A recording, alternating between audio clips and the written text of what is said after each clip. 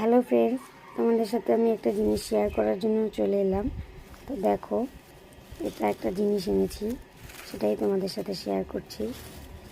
তো জিনিসটা হলো একটা শাখা। তো এই শাখাটা আমার আগেরই ছিল। তো কিছুদিন আগে শাখাটা বেড়ে গিয়েছিল যখন আমি বাপের বাড়ি ঘুরতে গিয়েছিলাম। তখন তারপরে আবার নতুন করে শাখা কিনতে হয়েছে। এটাকে আবার নতুন ডিজাইন দিয়ে বানানো হয়েছে নতুন করে।